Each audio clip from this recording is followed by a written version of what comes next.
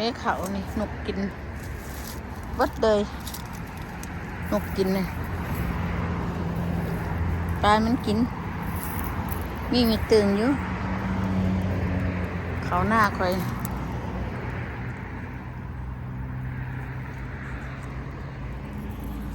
ปลาไปเลยละวันที่ไข่ก็ยังไม่ทันเอาเขาเพราะว่ามีเบียกลายอยู่บืนก็ยังมีเบียกลายอยู่โอ้เบียกนัก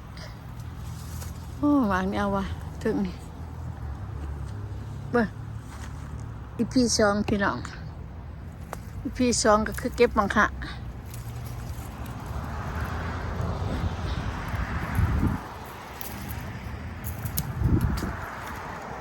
หน่วยอ่อนนะก็อยากได้หน่วยใหญ่ก็อยากได้กินว่ามันหน่วยอ่อนพอนี่เพิ่นกินแต่หน่วยอ่อนหน่วยจักสิแล้วมักหน่วยซ้ำนี่หน่วยใหญ่แล้วก็บ่อยาก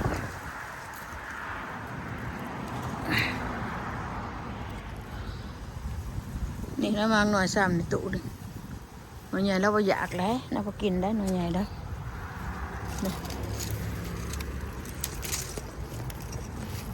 จบเด็กกันแล้วว่ามันใหญ่โพดละแล้วมันอาจจะเก็บไว้ตู้เย็นเอาไปกินยามมันบ่มีก็กินได้นี่ก็บ่ทันแก่หรอกน่าว่ามันแก่ได้จ้ะบ่ทันมีในใช่ปะ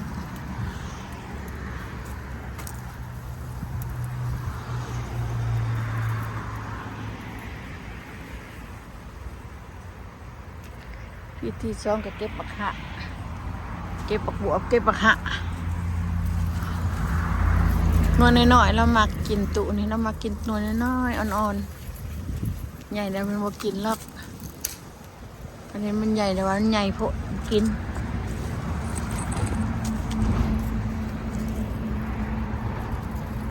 เอาก่อนบักบวบนะ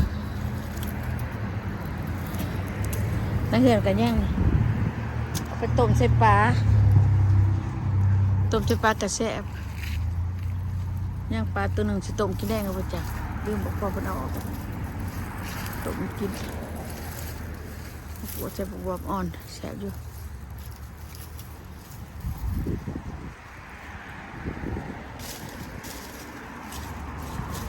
มันมักได้ดีน้อยๆจักสินะ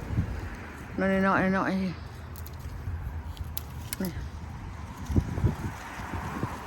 มักน้อยๆมันใหญ่ดิเพิ่นบ่มักละตุนี่เลือกกินตัวไปซื้อในตลาดเพิ่นน่ะกินได้ตอนนั้นยังไม่ได้ปลูกนะเว้ยน้อยๆได้กินหมดสิต้มปลาก็จักหลักต้มเจ้าบวบอ่อน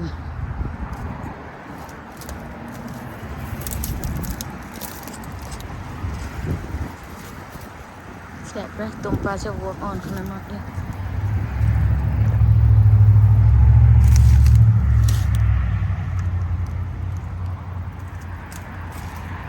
จะเอาบวบหน่อยนี่ก็บวบอ่อนโอ้ยทำไมตักตาแล้วเนาะพี่น้องเนาะเบิ่งดูนี่มันอยู่ไกลๆมันไม่เห็นเลยนี่มันแก่ด่ะมันจะเห็นได้เนี่ยหน่วยนี่สิเอาหน่วยนี่เนี่ยนี่ดิต้นเต้นอย่างนี้เนี่ยสิเอาเพื่อน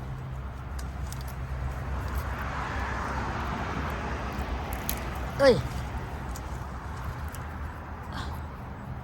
ไปตกจิบป่าเดี๋ยวมันแก่ร้ายยังเอาตัวข่อยล่ะแก่ร้ายถ่ายได้บ่าเป็นว่าอยู่ทึ่งเป็นอยู่ทึ่งอ่อนทึ่งแก่นะสำล้านอยู่มืออื่นยันได้ขืนเอาบักน้อยอ่อนมานี่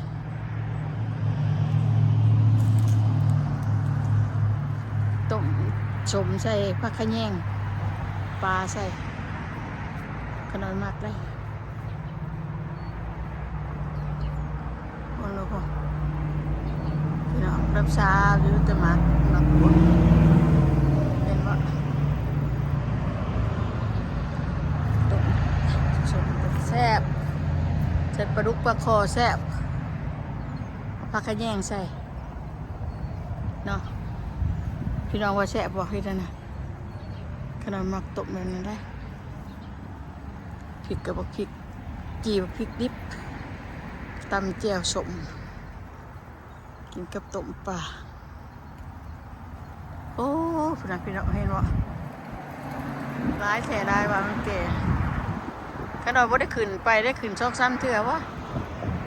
ไปมันแก่หักหมดเลยอย่ามัน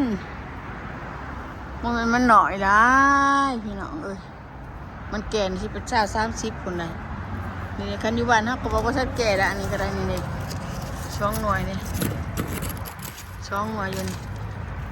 เขาก็เอาละรุ่นนั้นก็เอาขนาดว่ามากละรุ่นนั้นมากดุนอ้อเอาสิ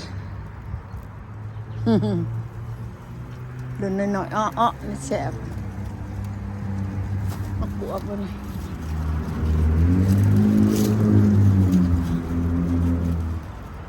นี่ก็บวบพอดีคำหนึ่งเลยนี่ในตู้ก็ยังอยู่จะต้มกินเก็บไว้ก่อนนี่แหละยังไม่ได้เห็นยังไงโอ้มันดังเลยดิสิเดโทษเขาจะมาเบิ่งได้มันดังเลยนี่ปอกจะมันหัว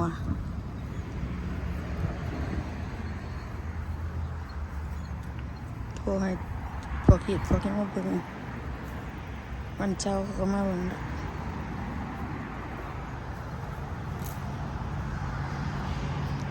เวียนแต่ในข้างบักบวบนี่แหละ5 หน่วยบักบวบอยู่เห็นแต่หมาแก่เบิดละหน่วยนักการอยู่ก็เห็นเนี่ยแก่ขึ้นมาเนี่ยเอ้ยพี่น้องนี่อยู่ไกลๆมือก็บ่เห็นไหนแก่คักแก่แน่ยังวันนี้หาวตัวนี้หน่วยตัวหัวปีคอนเบิดละเอาก็ได้เก็บเพิ่นหรอกป้าแบบมันเกิดเองมันอยู่นี่แหละร้ายเพราะกินตู่ข่อยน้ำมันยังมีอยู่แล้วนี่เบี้ยมันเกิดขึ้นอีกแต่การยังได้กินอยู่นี่พอได้ใส่แกงอยู่ได้ท่านี้ก็เกิดนี่เห็นบ่พอเพิ่นมาตัดหญ้า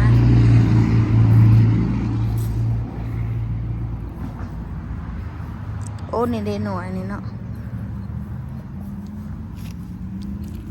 เหี่ยววะนี่เครือขาตายแล้วตบกระแฉบอยู่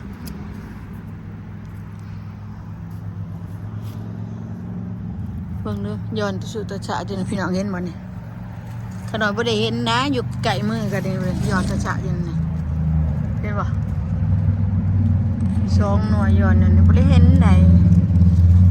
แก่เสยบักบัวป้อมมันมีแต่เท่านั้นอีกแล้วนี่สิหน่วยหนึ่ง2 หน่วย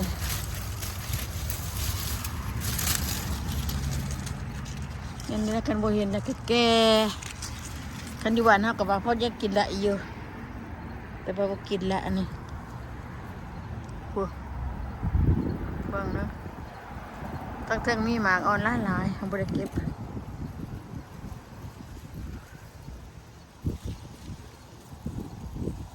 โอเคพี่น้องโอ้อันนี้ดังก็จะโทรเข้ามาบอกกูจ้ะจิตจัดบางต้นกระถินข่อยดอกอันนั้นเป็นดอกเพื่ออยู่ต้นใหญ่จะได้ตัดอยู่ตัดลำเครื่องกลางนี่แหละออกเอาเขาในเฮือนหากมันดงขี้ดินเคพี่น้องดีๆมีแห้งได้พี่น้องเด้ออย่าลืมกดไลค์กดแชร์กดติดตามขอบใจผู้ใดติดตามหมู่คู่เพื่อนผู้ป่าลูกประตูเบือตุเอาไว้